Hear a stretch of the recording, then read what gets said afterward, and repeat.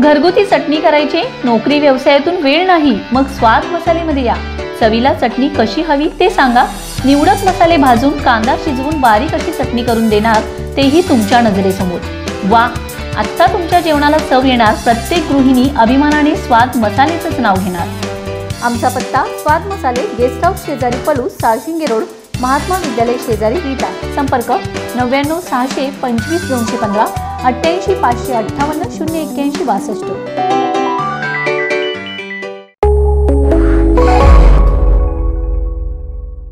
नमस्कार, मी अरुण आणि आपण पाहत आहात 7 स्टार न्यूज।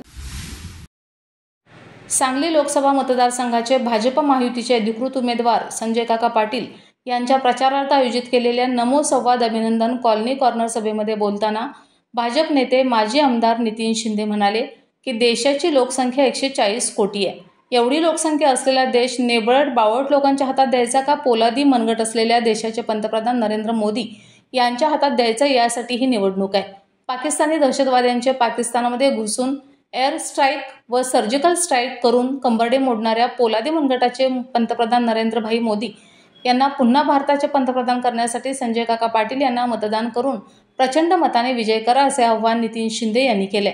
देशात काँग्रेसची सत्ता असताना दहशतवाद्यांनी देशात अनेक ठिकाणी बॉम्बस्फोट घडवले। हे दहशतवादी संसदेपर्यंत पोहोचले। या दहशतवाद्यांचा दहशतवाद मोडून काढण्यास काँग्रेस अपयशी ठरले, असेही शिंदे म्हणाले।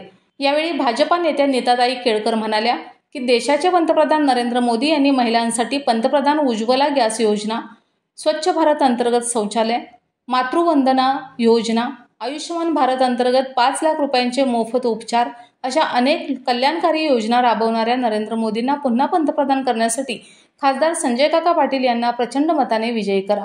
यावेळी स्वागत व प्रास्ताविक सुजित काटे यांनी केले। यावेळी अर्जुन मजले, अभिजित मिराजदार, अतुल माने, प्राध्यापक रवींद्र ढगे यांची भाषणे झाली। यावेळी रुपाली अडसुळे, गंगाताई तिडके, प्रियानंद कांबळे, बंडू सरगर, सूरज पवार, आशुतोष कलगुडगी, शंकर ऐवळे, रावसाहेब कोळी आदींसह नागरिक उपस्थित होते। Bureau report 7 star news. या देशाच्या सीमा सुरक्षित करायचं काम नरेंद्रभाई मोदींनी केलं। यापूर्वी अनेक दहशतवादी हल्ले आपल्यावर झाले, देशाच्या संसदेवर हल्ला झाला, परंतु ज्या वेळेला या देशाचे पंतप्रधान नरेंद्रभाई मोदी झाले, त्यांनी या देशामध्ये घुसून हल्ला करायचा प्रयत्न आणि आपल्या जवानांना, निरपराध जवानांना मारायचा प्रयत्न केला।